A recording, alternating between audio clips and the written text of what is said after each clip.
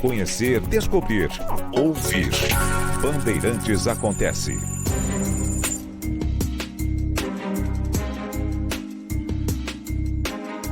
A opressão, ela ocorre de diversas maneiras, né? E exatamente num país como o Brasil, onde o empobrecimento tem crescido, muitos foram lançados na pobreza e muitos que estavam na pobreza foram empurrados, jogados na extrema pobreza, na miséria. E há pobreza em todos os países do mundo, todos. O que não há, em alguns, uma parte considerável, é a miséria. E no Brasil é exatamente a miséria que tem crescido. E o pobre, ele tá lá, aquele que está empregado, etc. Mas ele convive com um número expressivo de situações opressoras. Situações que são impostas a ele no cotidiano. No transporte público. Quem já foi para o trabalho logo cedo, num ônibus apinhado, onde o máximo que o sujeito consegue fazer é respirar, né? E lotado, aquela lata de sardinha. E essa analogia, ela demonstra exatamente o que a pessoa sente ali dentro, né? Aquele troço apinhado, lata de sardinha, não há para onde se mexer. É preciso esperar que, conforme os pontos mais importantes são atingidos pelo trem, pelo ônibus, que aquele veículo vá batendo menos gente, aí a pessoa consegue se deslocar, consegue virar. Às vezes até quando está próximo de chegar, consegue um assento. Isso todo dia, na ida e na volta, é opressor.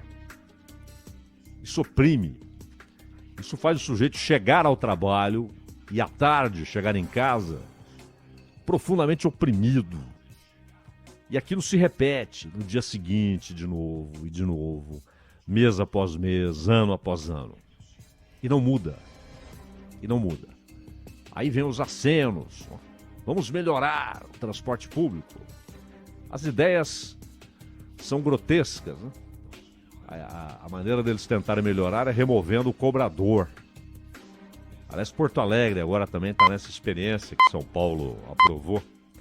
O que é lamentável, né? Vai piorar o serviço sem o cobrador.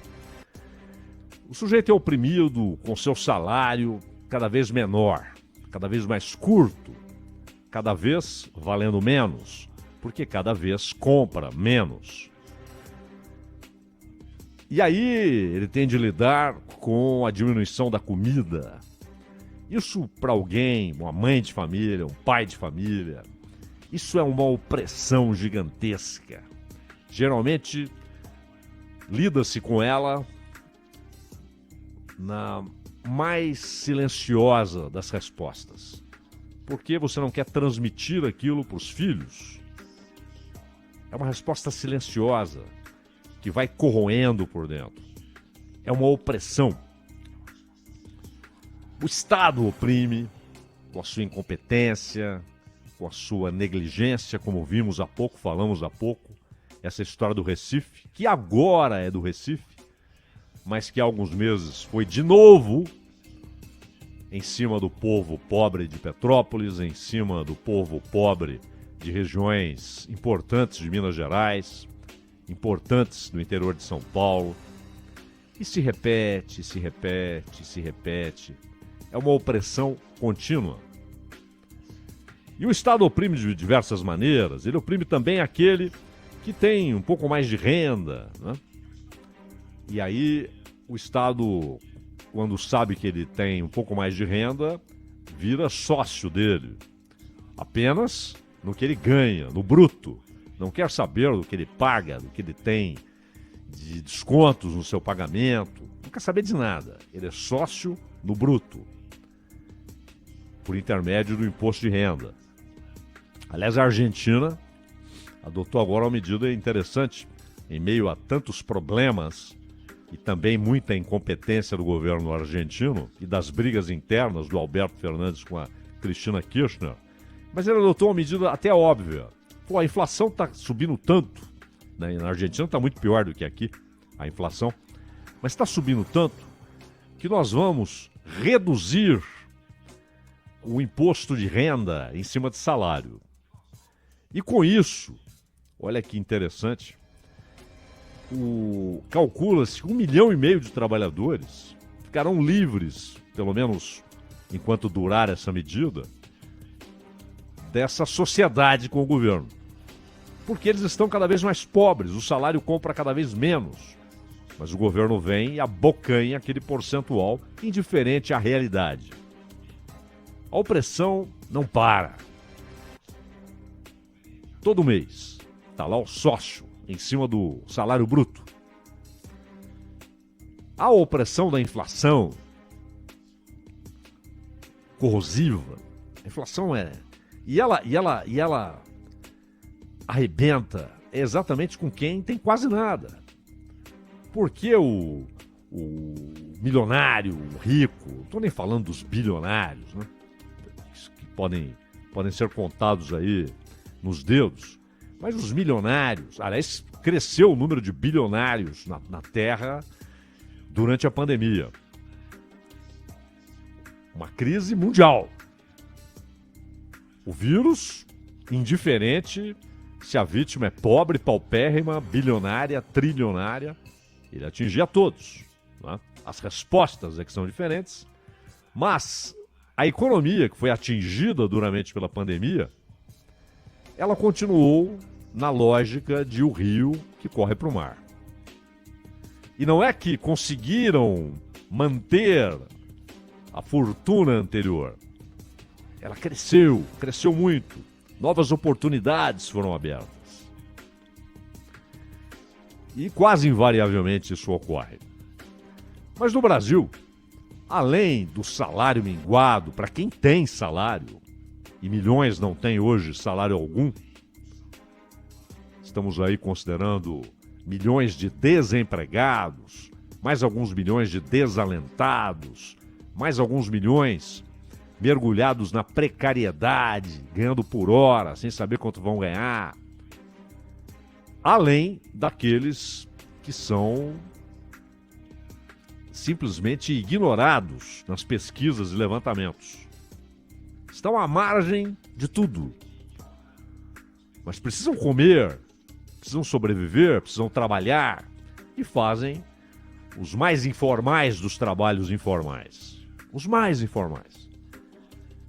São milhões, 60 milhões, considerando esposa, filhos, 70 milhões. 70% da população economicamente ativa, ou 60%, não importa, são dezenas de milhões. Oprimidos pela falta de perspectiva econômica e pela dúvida diária. Terei recursos para comida? Comida, é isso. É sobrevivência. Essa passa a ser a meta, o objetivo, o motor, o centro da existência material, física, né? Não estamos falando aqui dos objetivos espirituais, mas do material, do dia a dia. E o Estado oprimindo, os serviços oprimindo, a situação geral é opressora. Mas no Brasil há uma instituição que ela tornou-se obrigatória. Antigamente, o sujeito tinha conta no banco, outro não tinha. Era uma opção pessoal, né? Muita gente recebia o salário ali com o cheque da empresa, ia lá descontar, ou recebia em dinheiro. Às vezes era pouca coisa, recebia num envelope. E já saía usando o dinheiro, comprando as coisas e tal. O mundo mudou muito. E além da burocratização, a tecnologia deveria ser libertadora, né? Mas ela na maneira como ela está estruturada, ela é burocratizante e opressora. Também é isso, a opressão tecnológica.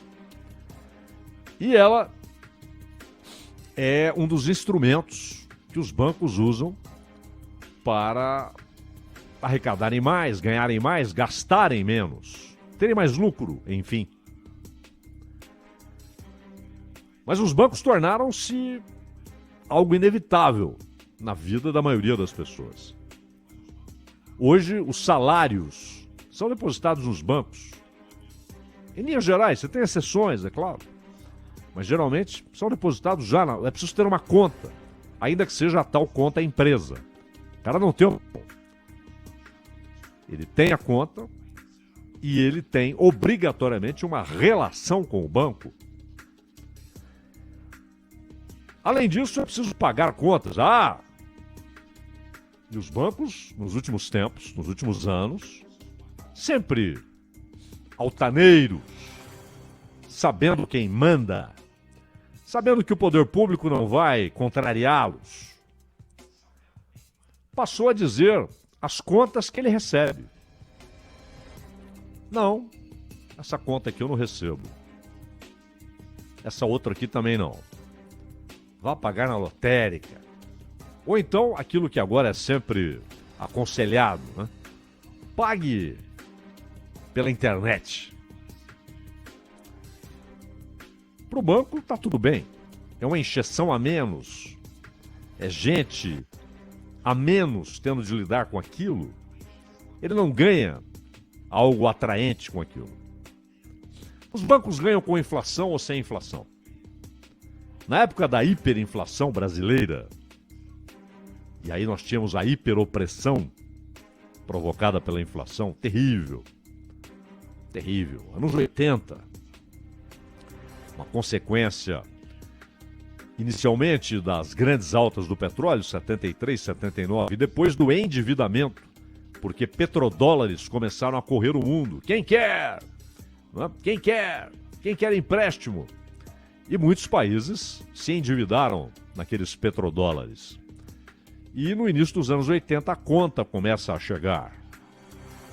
E a inflação é inevitável. E terrível. Ela não parava. Ela se alimentava do seu próprio movimento. Mas, como sempre, alguns ganhavam muito dinheiro com a inflação. Mas, como sempre, os pobres eram estraçalhados pela inflação. O assalariado. E aí vinham as correções monetárias, os reajustes, os gatilhos. Quando ele recebia o salário, aquele reajuste já havia sido devorado pela inflação. Mas era pelo menos uma maneira de ter menos coisa devorada. Era ter o gatilho, o reajuste. E os bancos ganhavam muito dinheiro. Imagina, você coloca o dinheiro na conta. E hoje, isso ocorre novamente.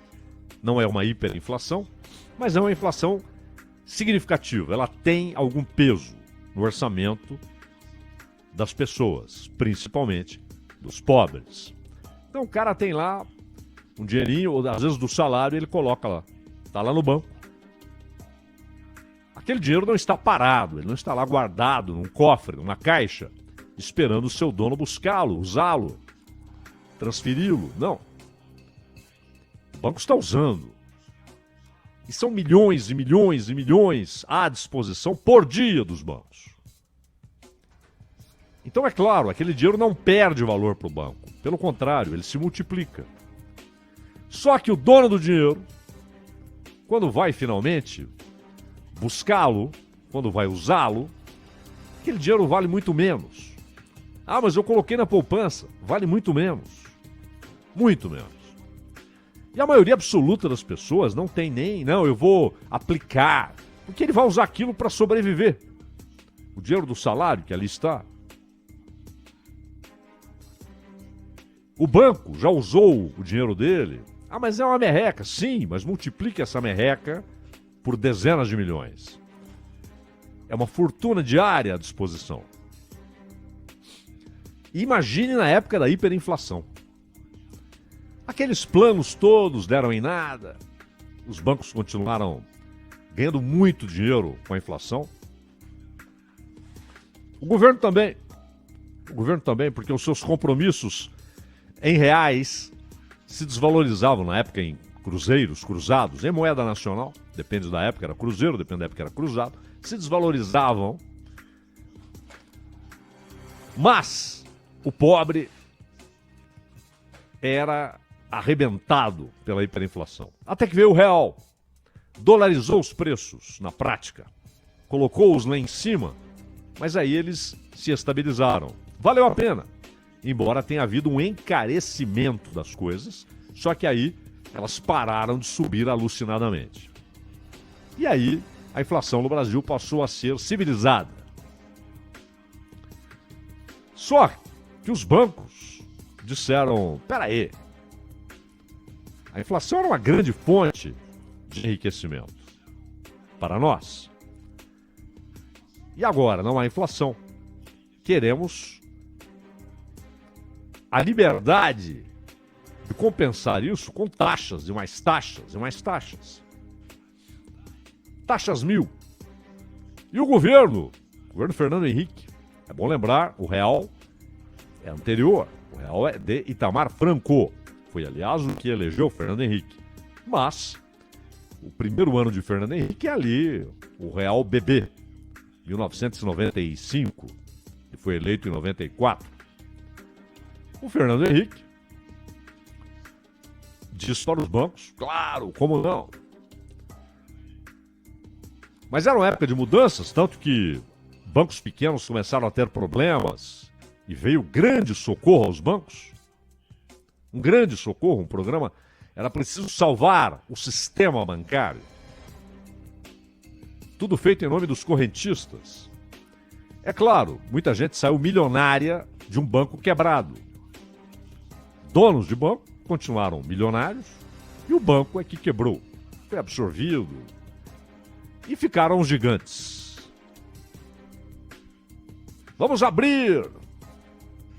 Vamos deixar que bancos estrangeiros venham e tragam a concorrência, ofereçam serviços mais baratos. Não aguentaram o tranco. Não aguentaram o tranco. Pedaço aqui não é para todo mundo. Ficaram os gigantes. Que ganham. Tem crise, não tem crise, o Brasil cresce, a economia despenca, não importa. Os lucros bilionários estão lá todos os anos. Bilionários. Todos os anos. Com juros que são assim canalhas. Canalhas. Os juros que o sistema privado... Porque não tem essa de Selic. Selic é para empréstimo interbancário. É uma referência, claro. Referência importante. Mas não é a taxa praticada. Alguém teve a ideia, lá na Constituinte, de estabelecer um teto, né, de 12%.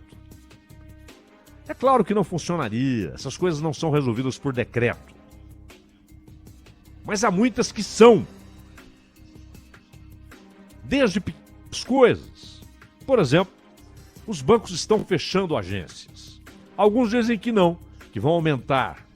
Outros dizem que estamos nos adequando aos novos tempos. Aliás, quando você pega aqui a redução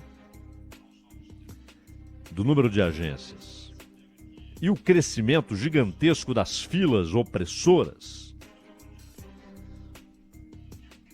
ficamos sabendo que esse é um processo que não vai mudar se o poder público nada fizer. E nada vai fazer, hein? São intocáveis os bancos. Pois bem, qual é a ideia? Demitir funcionários, em determinado momento reduzir o número de agências, acumular seus clientes que estavam espalhados por 10 agências em 5 ou 6 ou 4, e é fila, e é fila. E às vezes o banco faz um acordo com o Estado e passa a ser o banco por onde o Estado remunera seus funcionários ou paga seus pensionistas e aposentados. Grande negócio para o banco. Mais gente empurrada. Você agora é meu. Milhares. Sujeitos a taxas mil. Taxas que ninguém nem identifica mais. Taxa disso, taxa daquilo. E menos gente para atender. Não, vá no caixa eletrônico. Use o celular, melhor ainda, nem vem aqui, use o celular. E quantos brasileiros, até pela idade, não sabem lidar com isso? Muitas vezes não sabem lidar com o caixa eletrônico, que dirá com o aplicativo. É tudo muito confuso. Além dos riscos. E aí, quando há o risco, alguém teve lá a sua conta invadida, exatamente ao usar o celular. O que diz o banco? Temos um seguro para isso. Você não quer comprar? Compre o seguro, pague o seguro. E aí, se acontecer, você está protegido. Se não acontecer, tudo bem, você continua pagando. Ele transforma aquele risco num negócio, numa nova fonte de arrecadação, um seguro. Mas voltando aos juros, indecentes, opressores, o produtor rural não consegue pagar, o industrial não consegue pagar, o comerciante não consegue pagar, o empresário não consegue pagar, porque o negócio dele não dá rentabilidade para acompanhar aqueles juros. Eu vi gente perder tudo e trabalhando igual um cavalo, e trabalhando muito, e com a produtividade elevadíssima, mas não conseguiu. Não conseguiu acompanhar os juros bancários. A culpa é da inadimplência, dizem os bancos. Ora, é o contrário. São esses juros que provocam a inadimplência. Porque muita gente quer pagar e não consegue. Alguns não querem. Estão nem aí. Mas a maioria absoluta quer pagar. A maioria esmagadora. Não é nem absoluta. Muito mais que absoluta. Quer pagar, quer pagar. E muitas vezes não consegue. E aí, por exemplo, o cara entra, quando está no tal cheque especial, o banco inventa uma outra taxa. Ele já cobra aquilo. Ele vai receber muito dinheiro. Para o banco é um negoção o sujeito entrar no cheque especial, porque a remuneração do banco é absolutamente incompatível com o número de dias, com a inflação do período. É um ganho real gigantesco. E num país como o nosso, grande parte dos assalariados é empurrada para esse uso, que deveria ser emergencial, mas vira cotidiano. E aí, pegou um mês, o outro mês ele já pega para pagar o próprio banco.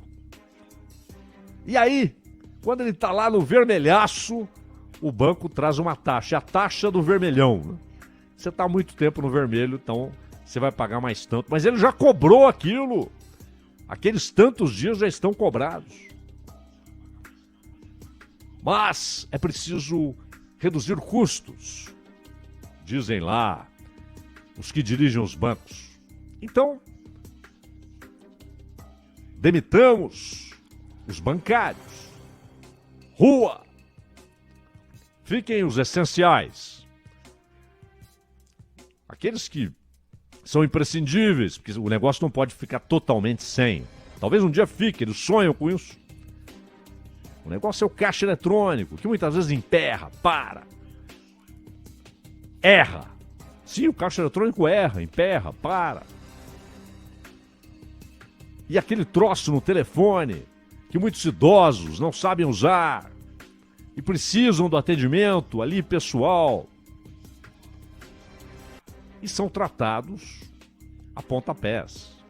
Não, mas há preferência. Sim, há preferência, só que você tem centenas com direito àquela preferência. A fila é inevitável. Inevitável.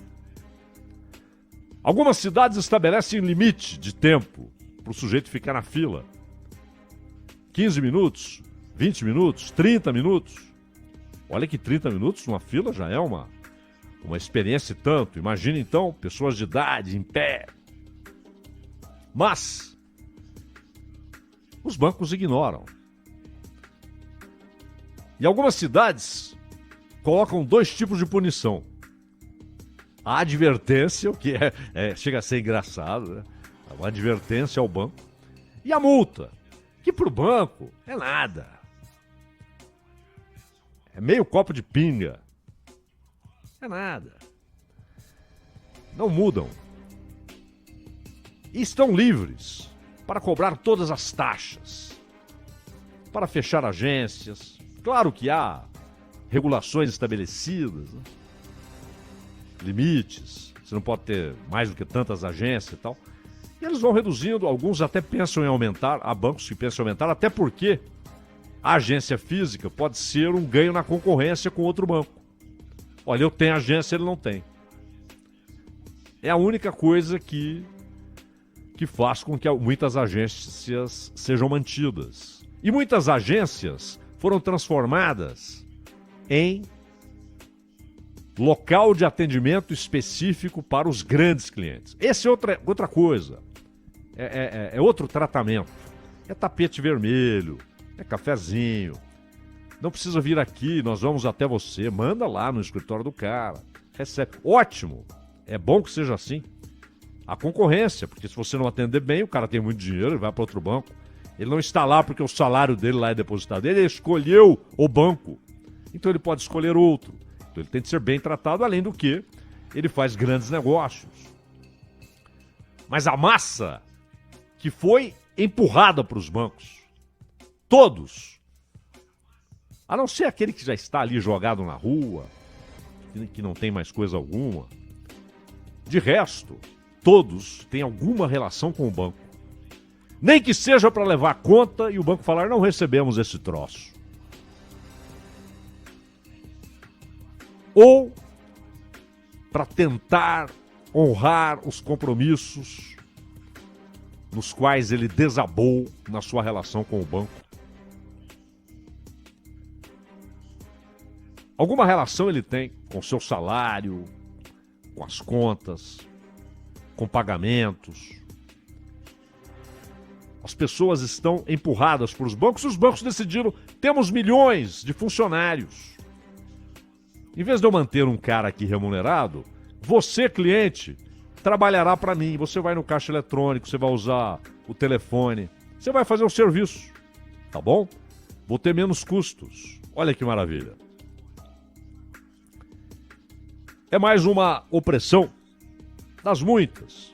A do ônibus, a do trem, a do Estado, a do imposto, a da taxa, a da inflação, a do desemprego, a da negligência. São muitos os que transformam a vida da maioria dos brasileiros numa opressão permanente. E eu me lembro aqui, ela é uma música à parte, mas ela está colada, chama Deus lhe pague, está colada naquela que eu me arvoro aqui a considerar, né, a obra-prima do Chico Buarque de Holanda, e olha que é difícil estabelecer isso, que é construção, mas ali, colada em construção, foi um outro achado fantástico, está um trecho de Deus lhe pague, né? E essas fontes todas de opressão, esses opressores todos, deveriam receber como se fossem musas da opressão, versos como: por esse pão para comer, por esse chão para dormir, a certidão para nascer e a concessão para sorrir, por me deixar respirar, por me deixar existir, Deus lhe pague. Pela cachaça de graça que a gente tem que engolir, pela fumaça, desgraça que a gente tem que tossir, pelos andaimes pingentes que a gente tem que cair, Deus lhe pague.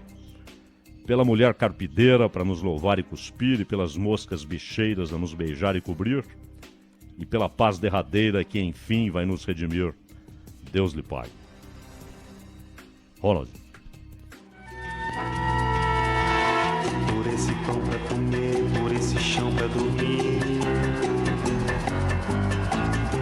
a certidão pra nascer e a concessão pra sorrir, por me deixar respirar, por me deixar existir, Deus me pague. Esse é o editorial de abertura da Rádio Bandeirantes com Cláudio Zaidan, que logo mais você tem à sua disposição nos principais agregadores de podcast. A gente já volta.